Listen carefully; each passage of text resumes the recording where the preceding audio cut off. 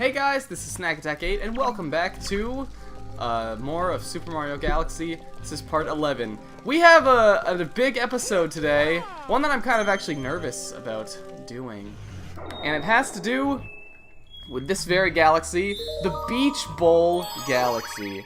Now, I'm gonna try to make this as organized as I possibly can. I've come up with sort of an idea as to how I want to tackle this episode, and we're just gonna sort of go with it and roll with it. So let's enter the Beach Bowl Galaxy with our first star, Sunken Treasure, and get to talking. I've got a story for you today, here, as opposed to my regular just silly, dumb jokes and ramblings about this game and why it's good.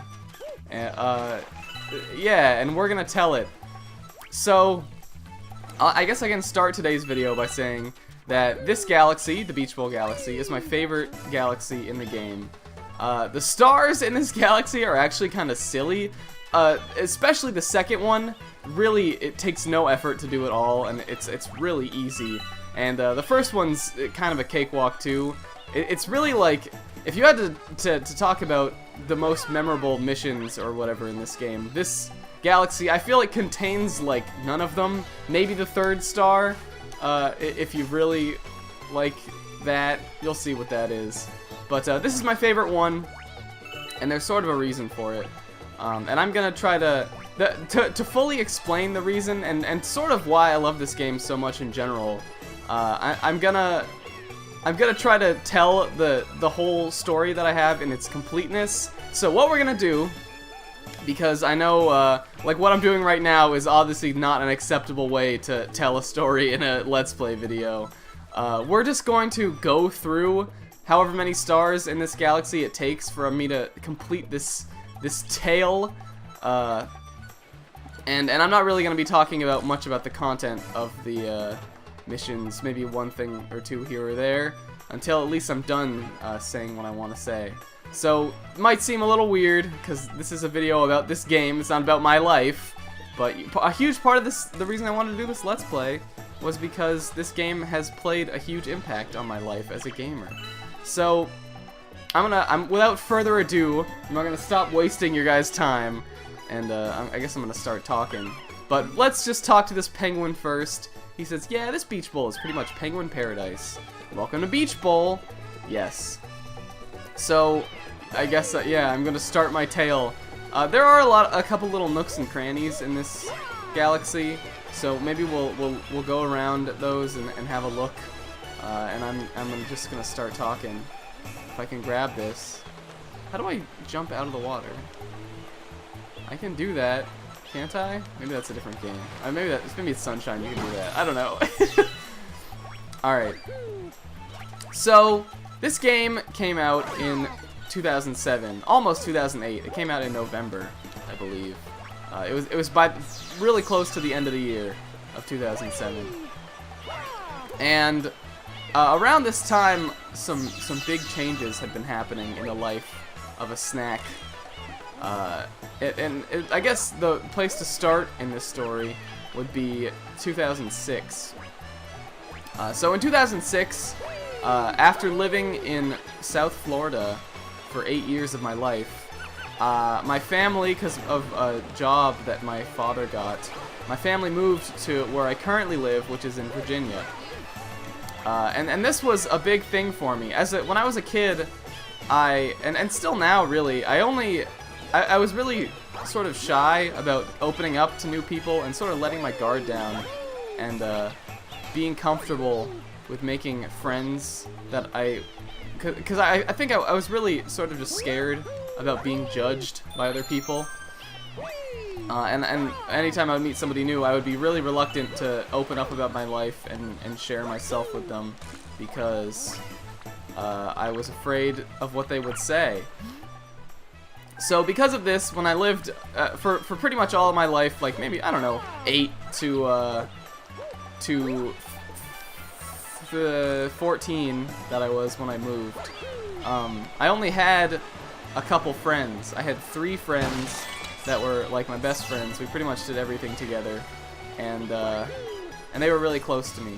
So when I moved from Florida in 2006, I had to leave them behind, and that was really hard.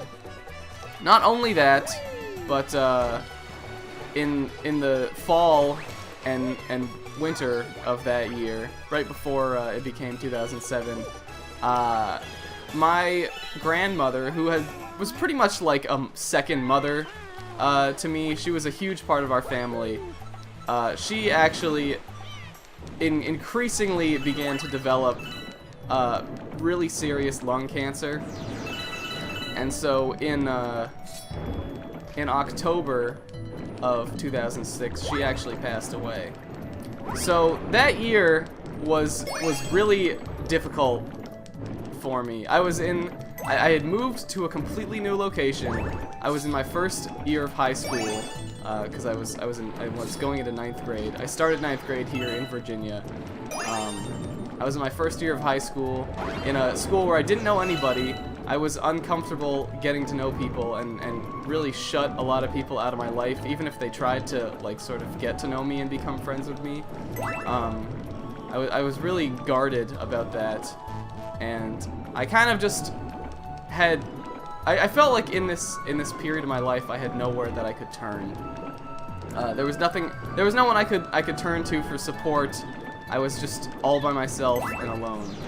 And another thing that happened in this amount of time was that I really started to get discouraged with video games. And I've loved games for a really long time, probably since I moved to where I did in Florida when I was around 8 years old.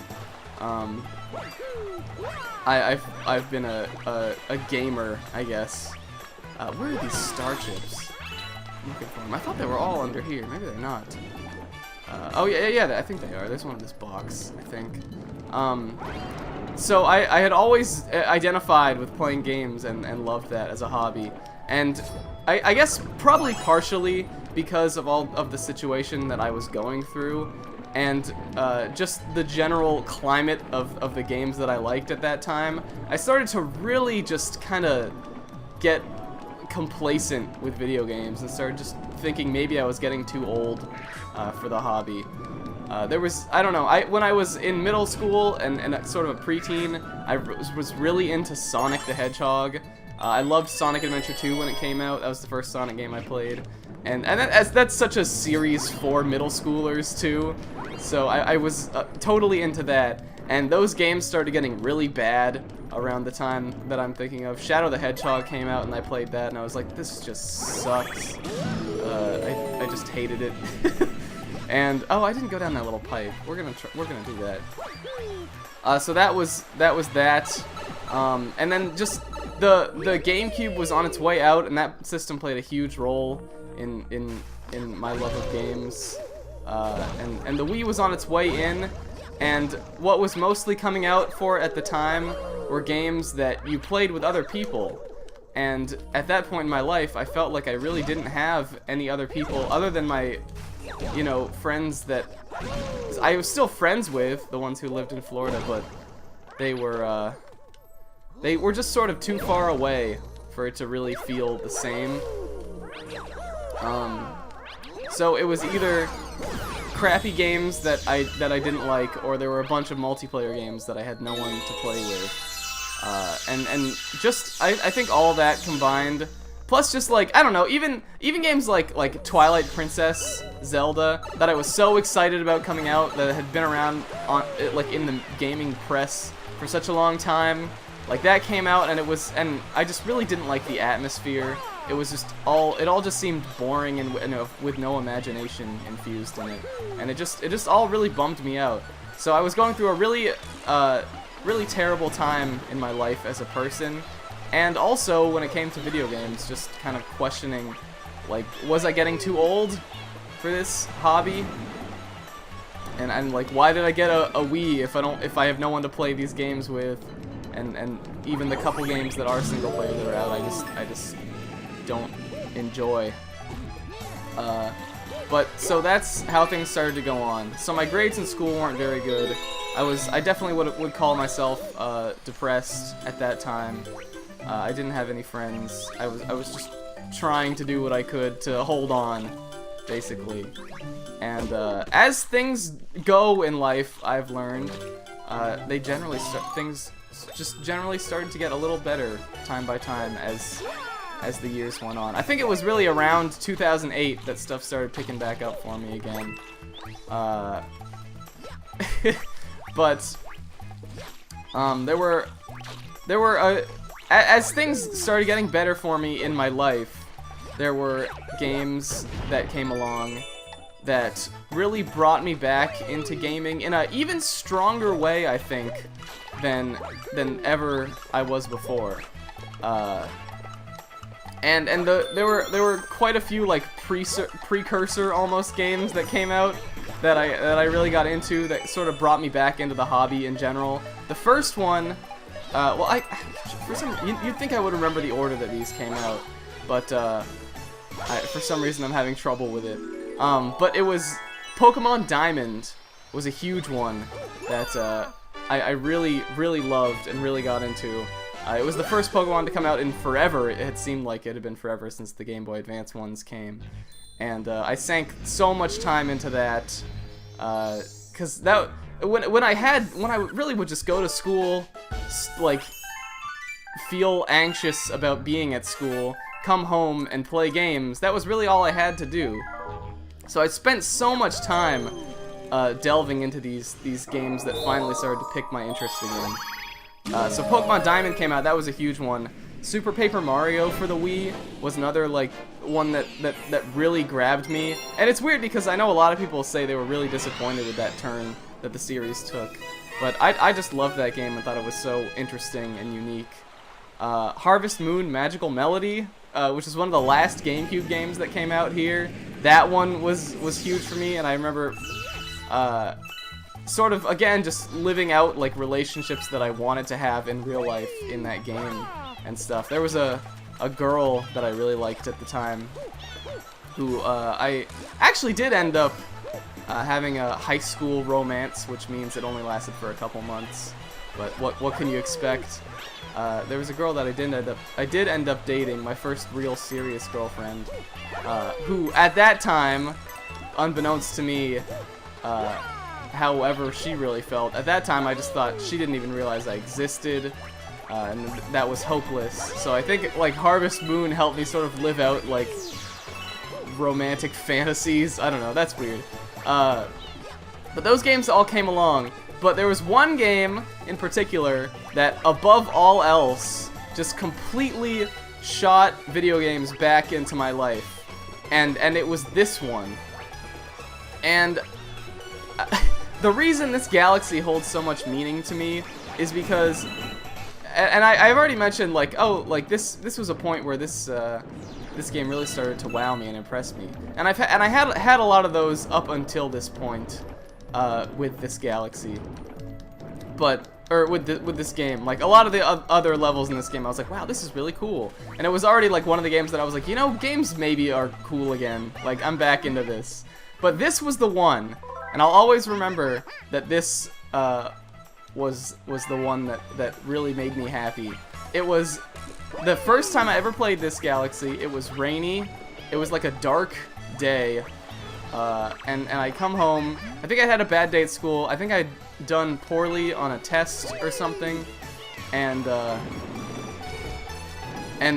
think I almost want to say I had even, seen the girl that I liked, like, talking with another guy, which, I mean, that didn't mean anything, obviously, because they didn't get together or anything, but I had seen her talking with some other guy in our friend group, and I was all just really bummed out.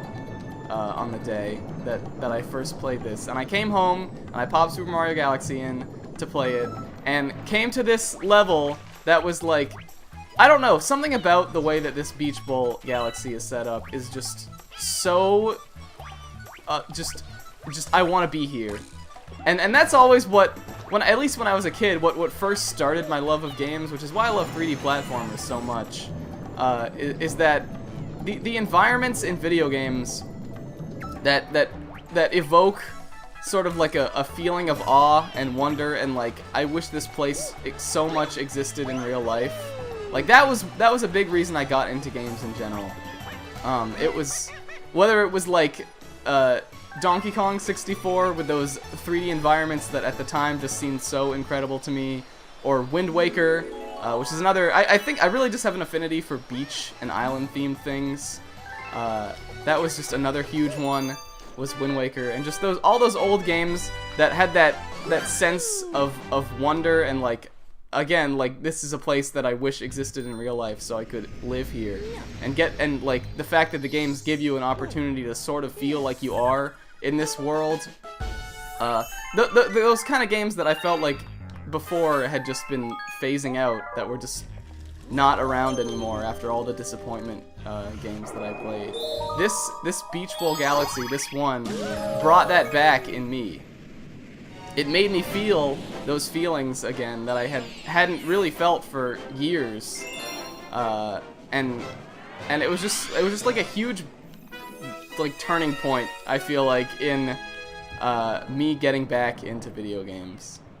And it totally cheered me up that day. I remember I like just explored every square inch. I watched this little like you're flying into the galaxy thing so many times, because just the fact that like it's like a bowl and it like has all the water in it, but it's like kind of overflowing. So like you could go to the edge and just like look off into the sky, and then there's like this just beautiful little sea area down here in the bottom. There's that little hidden kind of area up top behind this little thing. It just was somewhere that I wanted to go, and I hadn't felt that from games in such a long time.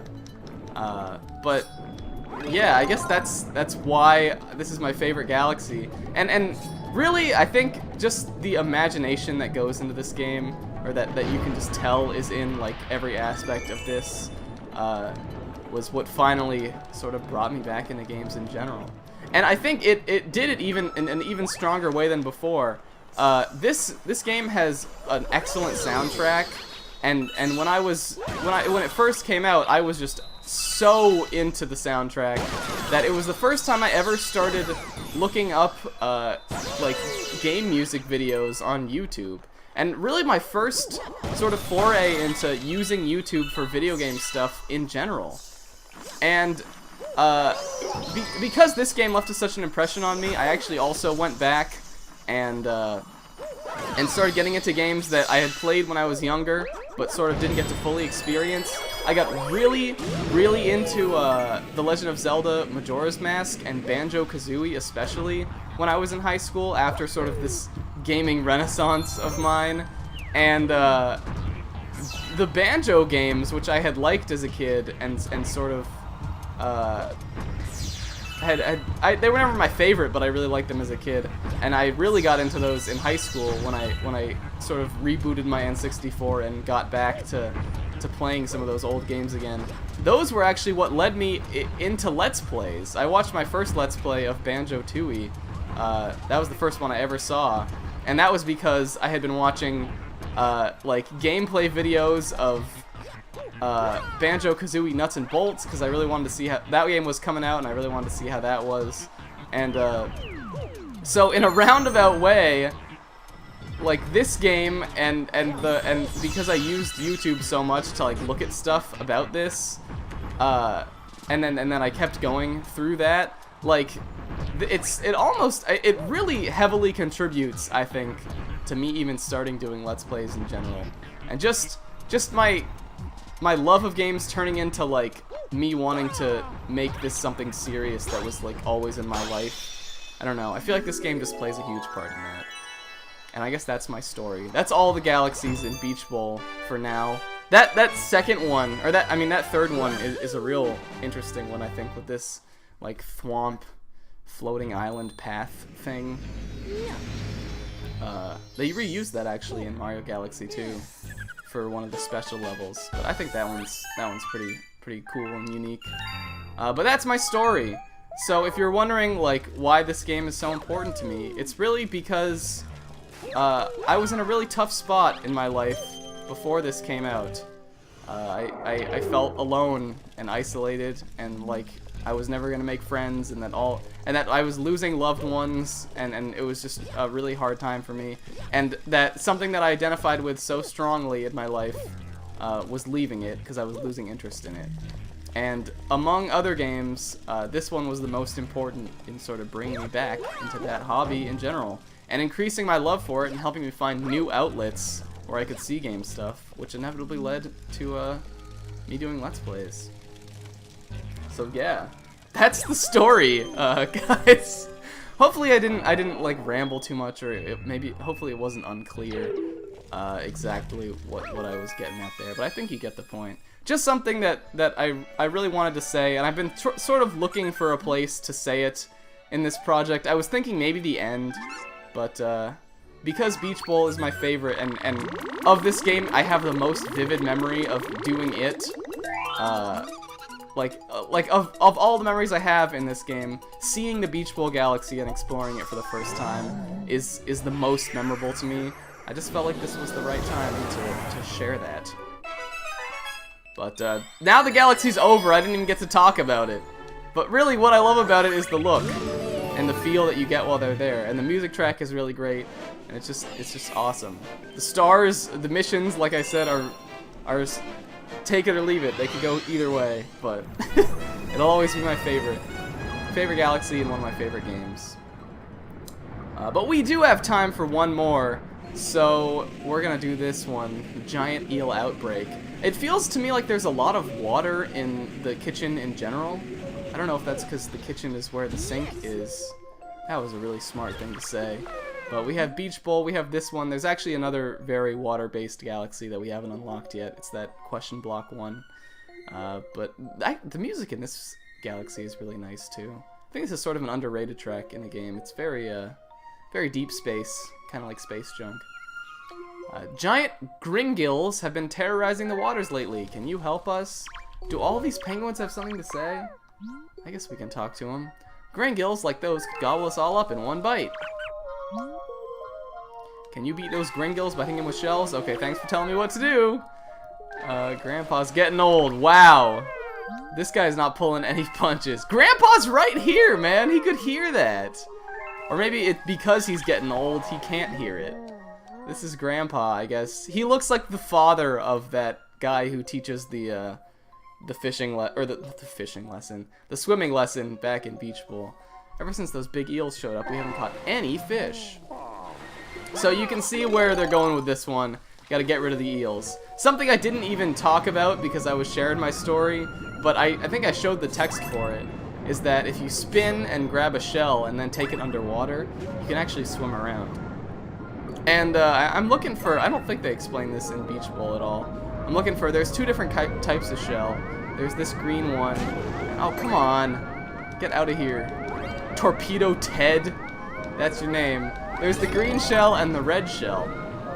And just like in Mario Kart, the red shell homes in on enemies when you throw it, which you can do by flicking the So, oh, come on, man. Oh, I got him. So these are the gringills swimming around down in here, and they want us to hit them with shells. I think there's 3, and we have to destroy all of them.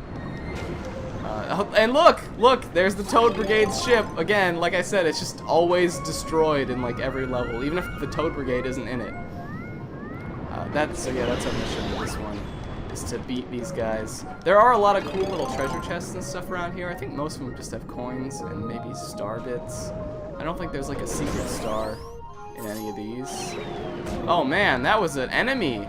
Look at that rare-ass pufferfish enemy. You'd never see that. You see these little puffer things all over the place, but I don't, like, if I had to try to think of every enemy in this game, I probably wouldn't even think of that one. It's just so unfrequent. It's just uncommon. You, like, never see it. So we're gonna open up a couple more of these chests, I think, just for fun.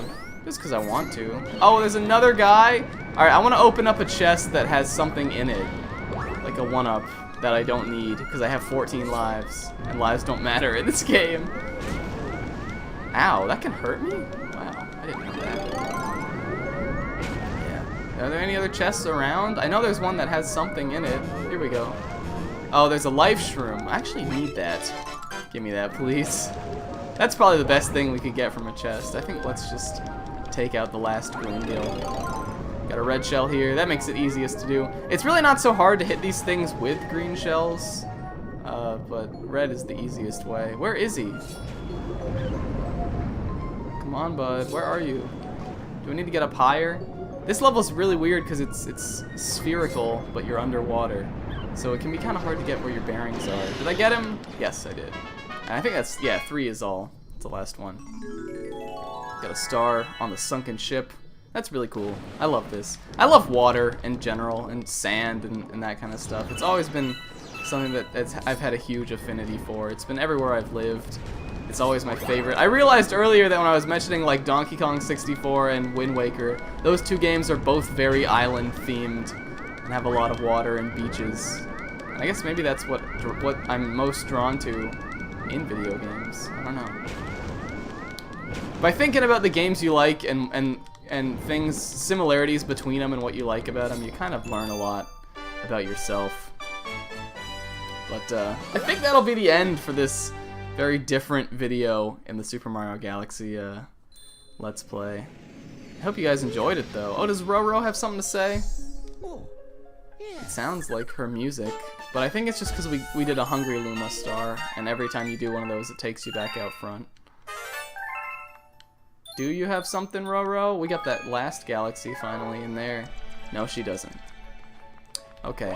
But, yeah, so thanks for watching this episode, guys, and thanks for, listening to my story that I wanted to sort of, not so much get off my chest, because it's been a long time since all that stuff happened, and, I appreciate how it's helped me grow as a person. I don't really harbor that much pain for it nowadays. It's something that I look back on more than anything else when I'm reflecting about life. But I really think it had a place to be told in this Let's Play, and I'm glad I got to tell it in this episode. So in the next one, I know we unlocked a storybook reading. I think I'm gonna do this probably in the beginning of the next video. Maybe we'll open up that new galaxy in the kitchen, and then we haven't gone to the ghostly galaxy at all yet, so we'll probably do that too. And that'll all be fun stuff. Thanks for watching again, guys. I've been Snack Attack 8. See you in the next video.